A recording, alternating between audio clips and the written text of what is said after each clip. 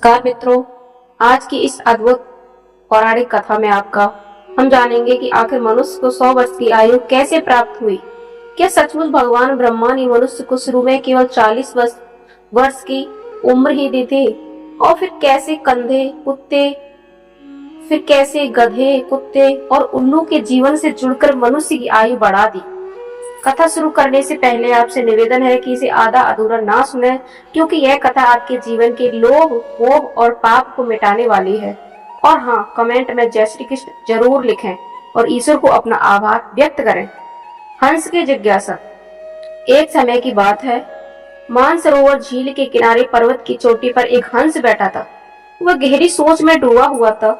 नीचे कैलाश पर्वत पर भगवान शिव ध्यान मग्न विराजमान थे। तभी हंस ने देखा कि एक गधा, एक कुत्ता और एक उल्लू बड़ी प्रसन्नता से हंसते बतियाते चले आ रहे थे। वे कहते जा रहे थे, अच्छा हुआ जो हमसे अपनी आयु के कुछ हिस्से कम कर दिए। हंस को बड़ी जिज्ञासा हुई, ये जीव अपनी आयु कम करके भी इतने खुश क्यों हैं? वह उड़कर कैलाश पर्वत पहुंचा और भगवान शिव को प्रणाम किया। भगवान शिव और हंस का संवाद। भगवान शिव ने मुस्कुराते हुए कहा, हे हंस, आज मानसरोवर से सीधे कैलाश पर कैसे? हंस बोला, प्रभु, मैंने अभी एक अद्भुत दृश्य देखा है। गधा, कुत्ता और उल्लू हंसते हुए इधर चले आ रहे थे और कह रहे थे कि अपनी आयु कम करना अच्छा हुआ। इसका क्या रहस्य है? भगवान शिव ने गहरी शांति से उत्तर दिया, वत्स, यह रहस्य ब्रह्मदेव की बनाई हुई सृष्टि और आयु विधान से जुड़ा है। ध्यान से सुनो। जो ब्रह्मा जी ने सृष्टि की रचना की तो उन्होंने हर प्राणी को 40-40 वर्ष की आयु दी। एक दिन गधा, कुत्ता, उल्लू और मनुष्य सभी ब्रह्मा जी के दरबार में पहुंचे और अपनी आयु के बारे में पूछा। ब्रह्मा जी बोले, वत्सो, मैंने तुम सबको 40-40 की वर्ष की आयु दी है। यह सुनकर गधा घबरा गया। उसने कहा, प्रभु, मैं तो बोझा ढोते ढोते ही मर जाऊंगा। कृपया मेरी 20 वर्ष की आयु घटा दीजिए। मनुष्य ने तुरंत कहा, प्रभु, यह 20 वर्ष मुझे दे दीजिए। ब्रह्मा जी ने तथास्तु कहा और मनुष्य की आयु हो गई 60 वर्ष की। कुत्ते ने भी निवेदन किया, प्रभु, मुझे लोग डंडा मारते हैं, तंग करते हैं, भूखा रख देते हैं। मैं भी 40 तक इतना कष्ट नहीं सह पाऊंगा। मेरी भी 20 वर्ष घटा दीजिए। मनुष्य बोला, प्रभु, ये 20 वर्ष की आयु भी मुझे दे दीजिए। ब्रह्मा जी ने सहमति दे दी। अब मनुष्य की आयु हो गई 80 वर्ष। अंत में उल्लू बोला, प्रभु, मुझे दिन में दिखाई नहीं देता है। मैं तो केवल रात में बैठा बैठा गुजारता हूँ। इतनी लंबी आयु मेरे किसी काम की नहीं। मेरी भी 20 वर्ष की आयु घटा दीजिए। मनुष्य ने फिर कहा, ये 20 वर्ष की आयु भी मुझे दे दीजिए। ब्रह्मा जी ने फिर तथास्तु कहा। अब मनुष्य की आयु हो गई 100 वर्ष की।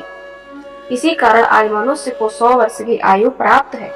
हंस का प्रश्न था। हंस ने जिज्ञासा से पूछा, प्रभु, जब मनुष्य ने गधे, कुत्ते और उल्लू की आयु ली तो क्या उसका स्वभाव भी मनुष्य पर प्रभाव डालेगा? भगवान शिव बोले, हाँ हंस, यही रहस्य है। मनुष्य अपने जीवन में 4 तरह की आयु जीता है।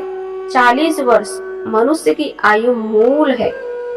40 वर्ष तक अपने असली जीवन को जीता है।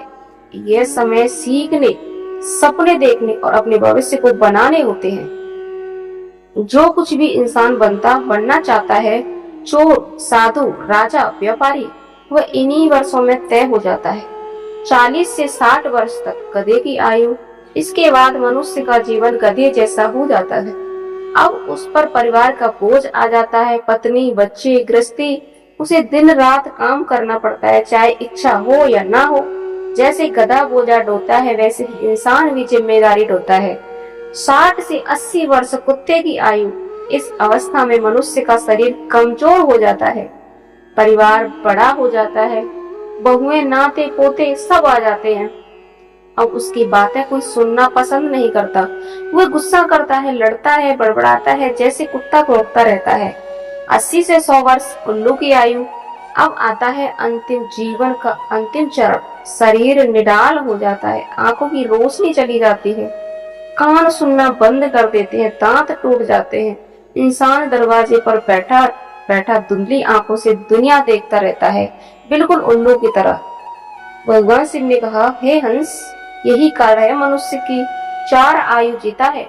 40 वर्ष अपने, 20 वर्ष गधे की, 20 वर्ष कुत्ते की और 20 वर्ष उल्लू की।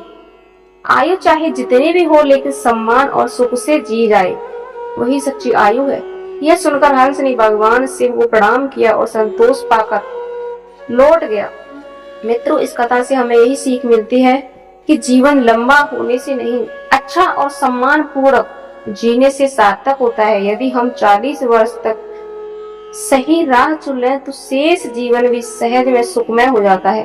अगर आपको यह कथा अच्छी लगी हो तो इसे लाइक करें, शेयर करें और चैनल को सब्सक्राइब करना ना भूलें और कमेंट में जय श्री कृष्ण, जय भोलेनाथ जरूर लिखें।